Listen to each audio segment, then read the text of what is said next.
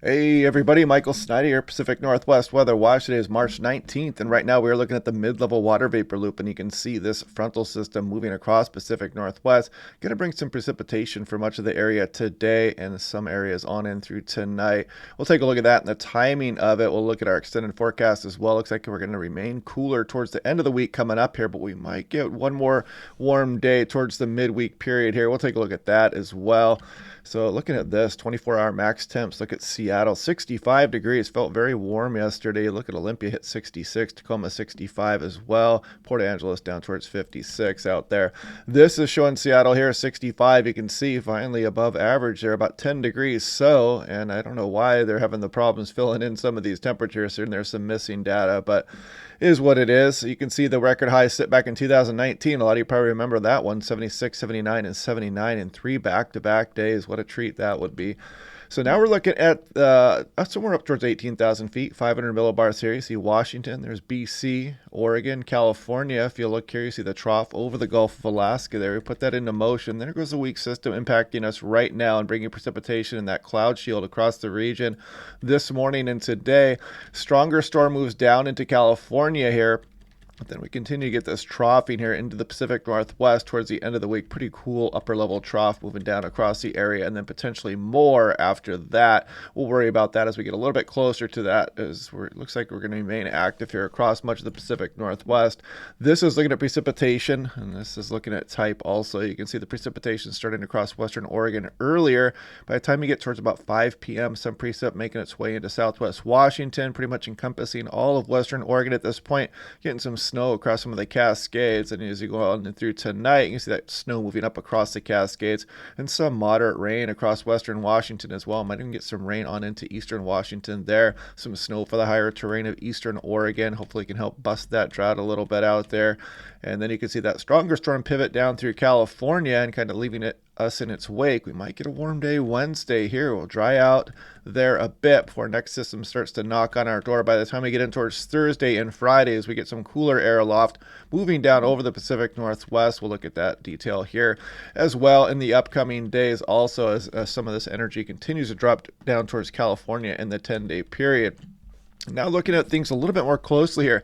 Here's the wind at about 2,500 feet here, and you can kind of see the offshore component as we go through this morning across some of western Washington. So we might not be too bad today. There will be those high and mid-level clouds, but you might get warmed up towards the mid and upper 50s here across western Washington. A little bit cooler down here through Oregon as the system is over top of them a little bit more directly.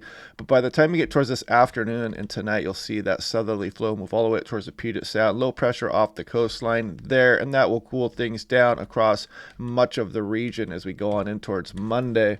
Now looking at this, Portland International, it's not showing too bad today. You might get some mid-50s down there. Not too bad. We're going to cool down here through Tuesday morning, but by the time you get to Tuesday afternoon, you might start warm up a little bit here, and maybe again Wednesday before we cool down again with that upper level trough moving down across the region later on this week.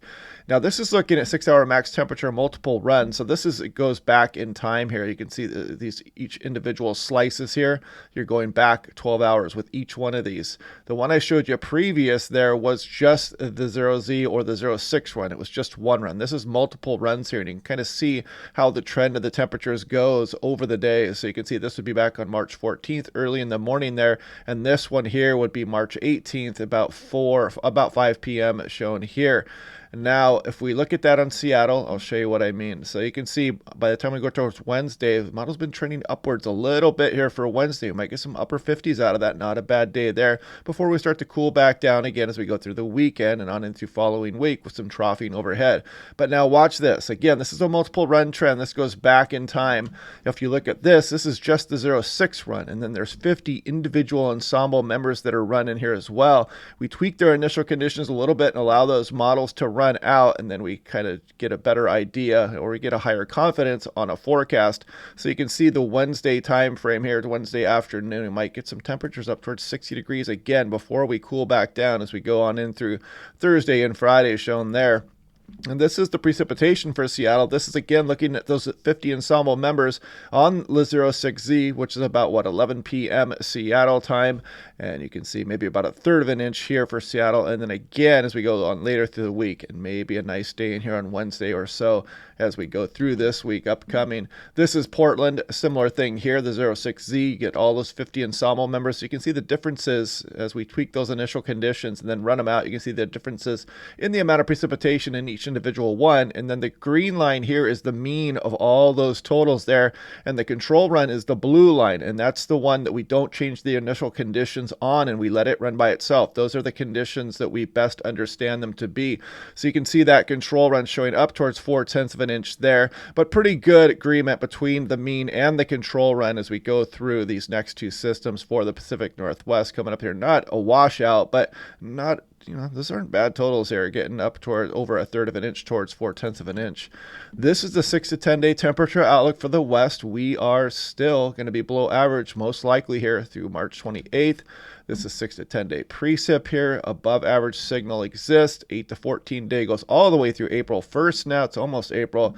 It's coming quickly here, folks. And this is the 8 to 14 day forecast. Below average for the West. And again, above average precipitation. Now, this is Spokane was talking about their radio sonde, their weather balloon. They launched up yesterday and they discovered it out there in Idaho. And so they do this every day, twice a day. And you can actually find these radios. They launch them from Quileute too, so they could potentially come towards the Seattle metro area even. But you can see this weather balloon, and here's that instrument package there. And it talks here about 20% of these 75,000 radio sondes are found each year and returned. So if you ever see something like this, you can return it to the National Weather Service here. It helps reduce costs.